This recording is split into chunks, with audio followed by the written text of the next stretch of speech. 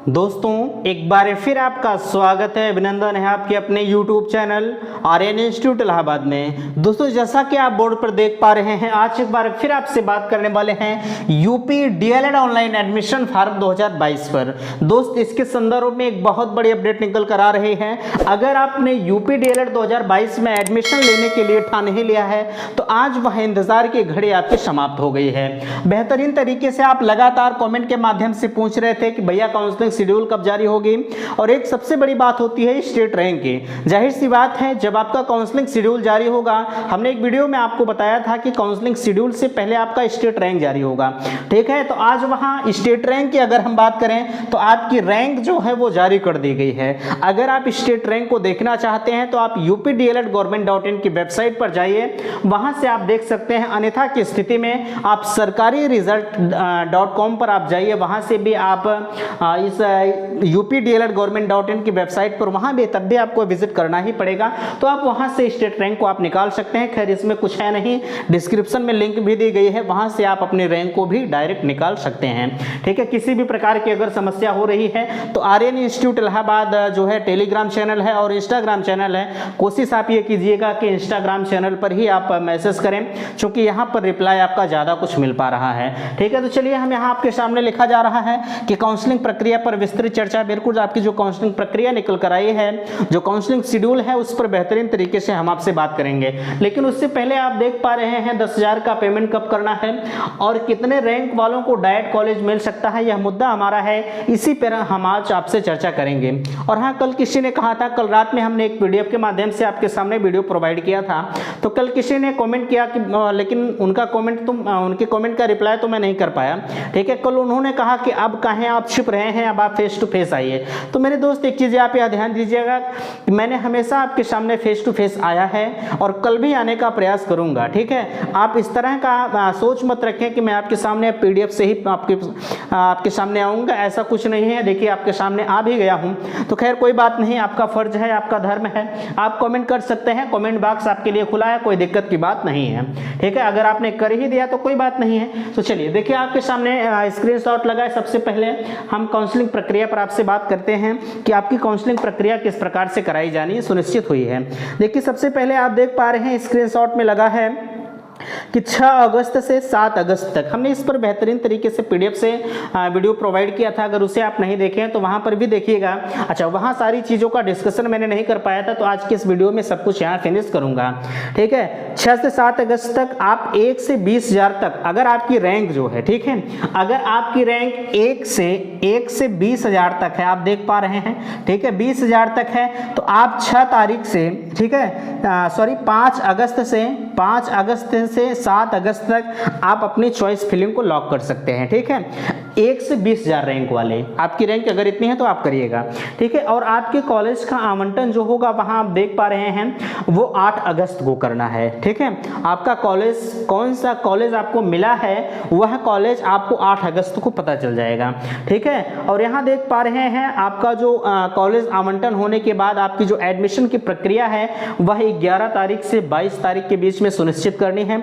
11 तारीख से 22 तारीख के बीच में कभी भी आप अपने कॉलेज में जाकर इन्फॉर्म कर सकते हैं कि भैया हम आपके कॉलेज में एडमिशन लेंगे, ठीक है। इसके बाद अगर जाते हैं तो आपका एडमिशन नहीं हो पाएगा, यह चीज़ ध्यान दीजिएगा, ठीक है। आपने ये तो समझा। अब हम बात करते हैं आपके सामने, अब जो है देखिए दूसरे नंबर के कॉलम में दिया गया है जो है 8 अगस्त से 10 अगस्त तक, ठीक है। 8 अगस्त से 10 अगस्त तक आपको दूसरे चरण की काउंसलिंग में भाग लेना है। यहाँ 20,001 से टोटल 50,000 तक, ठीक है। 20,001 से हमने 201 लिखा, आप समझ जाइएगा, ठीक है। 20,001 से टोटल 50,000 रैंक वालों तक जो है सेकंड चरण की काउंसलिंग में भाग लेना है। लेकिन एक चीज़ ध्यान दीजिए, इसमें एक क्राइटेरिया आप देख पा रहे होंगे, अगर आपको प्रथम चरण की काउंसलिंग में कोई कॉलेज अलॉट नहीं हुआ है 1 से 20,000 वालों में, ठीक है, अगर आपको कोई कॉलेज अलॉट नहीं हुआ है तो उस कंडीशन में आप दूसरे चरण की काउंसलिंग में भाग ले सकते हैं। लेकिन अगर आपको कोई कॉलेज अलॉट हो गया है तब तो आपको उसी कॉलेज में एडमिशन लेना है, यह मत सोचिएगा कि हमें कोई और कॉलेज मिल जाएगा, ठीक है। यह चीज़ आप ध्यान दीजिएगा। इतनी बातें आपको समझ में आई, ठीक है। अच्छा, यहाँ आप इस कॉलम को देख पा रहे हैं, वही चीज़ हमने जो अभी बताया वही लिखा है। इसका जो कॉलेज आवंटन होगा वो 11 तारीख से होगा, ठीक है। 11 तारीख को इनका कॉलेज का आवंटन होगा। आप तीसरे चरण की काउंसलिंग देख पा रहे हैं 11 अगस्त से 16 अगस्त के बीच में तीसरे चरण की काउंसलिंग है। तीसरे चरण में 50,000 से, ठीक है, 50,000 से कहां तक रखा गया है, 1,70,107 विद्यार्थियों ने ऑनलाइन किया है, ठीक है।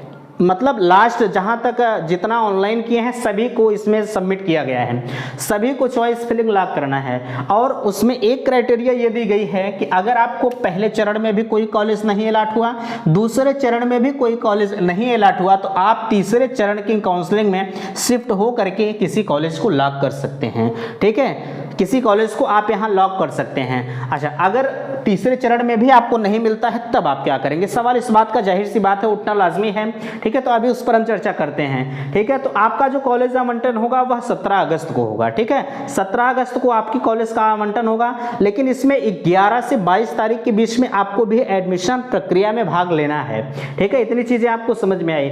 अब नीचे जो कही जा रही हैं वह आपके काम की चीज नहीं है। 23 तारीख तक जहां आप एडमिशन लिए रहेंगे वह कॉलेज वाले जो है पीएनपी को इन्फॉर्म करेंगे कि मेरे कॉलेज में इतने छात्रों का एडमिशन हुआ है, वह उनका काम है, आपका काम नहीं है।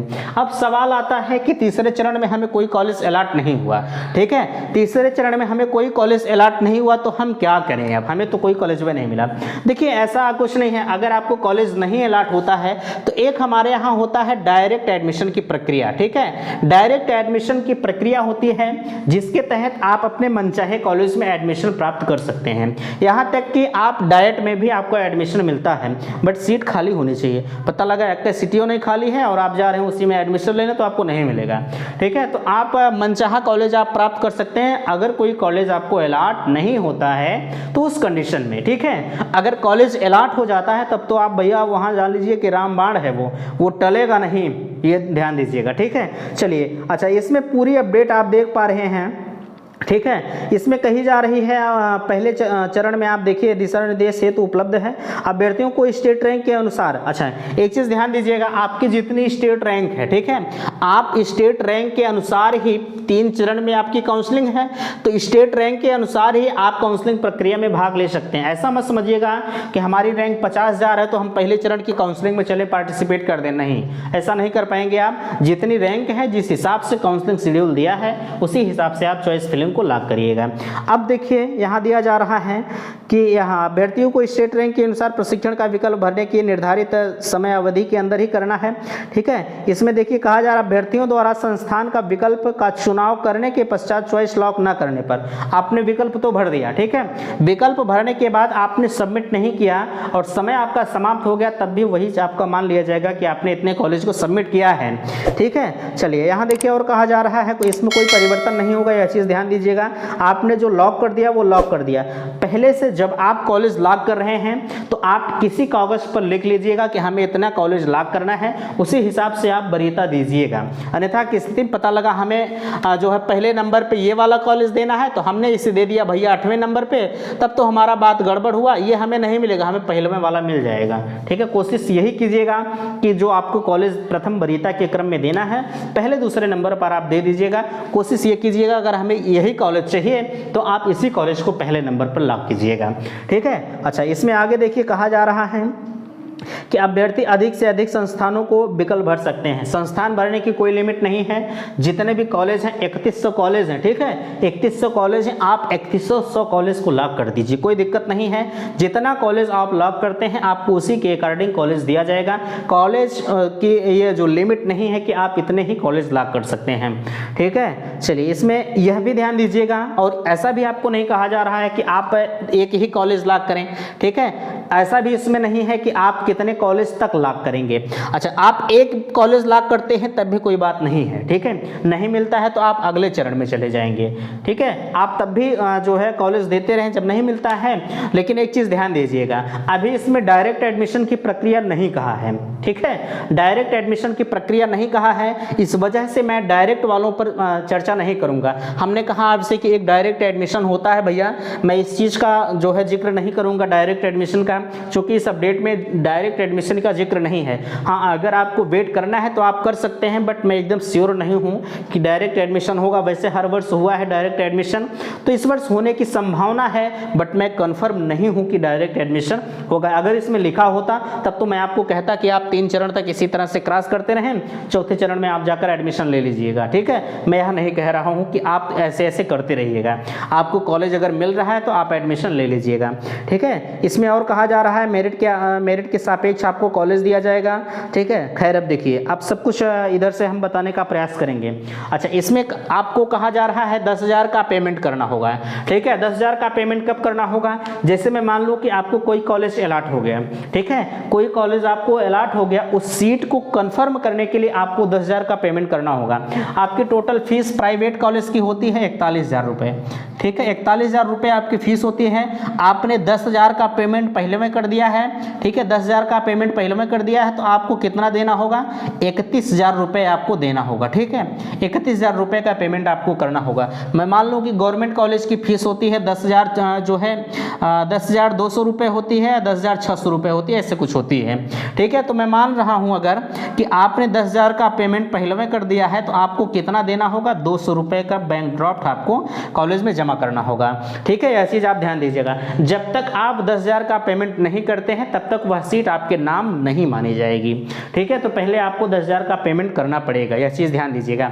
और हाँ, मैं इतना जरूर कहूँगा कि आप 10,000 का पेमेंट तभी कीजिएगा जब आपको लगता है कि अब मुझे एडमिशन लेना ही है। अगर आपने एक बार 10,000 का पेमेंट कर दिया, अगर उसे चाहते हैं कि वह 10,000 हमारा वापस हो जाए, तो कदापि किसी भी कोई भी कुछ आप करेंगे वह 10,000 आपका वापस नहीं होगा।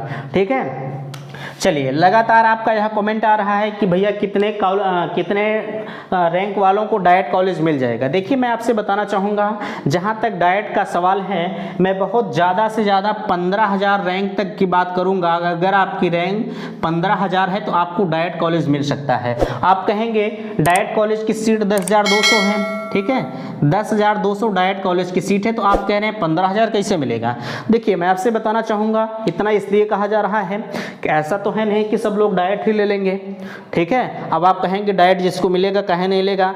डाइट भैया मैं मानता हूँ कि आपको मिलेगा तो आप ले लेंगे, लेकिन ऐसा नहीं है। इसमें 10,000 में से कितने लोग बीएड कर लेंगे? ठीक है, इस 15,000 में से कितने लोग बीएड कर लेंगे, और इसमें कितने लोग जो 12 जहाँ 10,200 की बात है, ठीक है, जो 10,200 की बात हम आपसे कर रहे हैं, 15,000 में से कितने लोग बीएड कर लेंगे, और कितने लोगों को डाइट हम अगर मैं मान लूँ कि 10, 20, 50 किलोमीटर दूर मिल जा रहा है, तब तो वो तो डाइट में जाएंगे नहीं।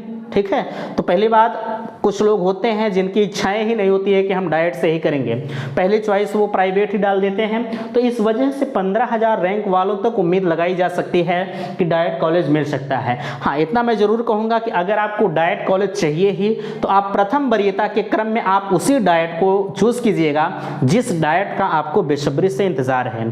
ठीक है, उसके बाद मतलब एक चीज़ ध्यान दीजिएगा, जो भी कॉलेज आपको चाहिए, आप पहले चरण में पहले नंबर पर वही लॉक करते हुए पहले आप चिट बना लीजिएगा। उसी हिसाब से साइबर कैफ पर जाइएगा कि भैया इसी हिसाब से हमें कॉलेज लॉक करना है, आप इसी हिसाब से हमारा लॉक कर दीजिए। ठीक है, उम्मीद करते हैं कि बातें आपको समझ में आई होंगी। कहीं किसी भी प्रकार की समस्या है तो आप Aryan institute Allahabad Instagram, Telegram किसी पर भी आप मैसेज कर सकते हैं। टेलीग्राम की लिंक डिस्क्रिप्शन में है, आप वहां पर भी डायरेक्टली पूछ सकते हैं।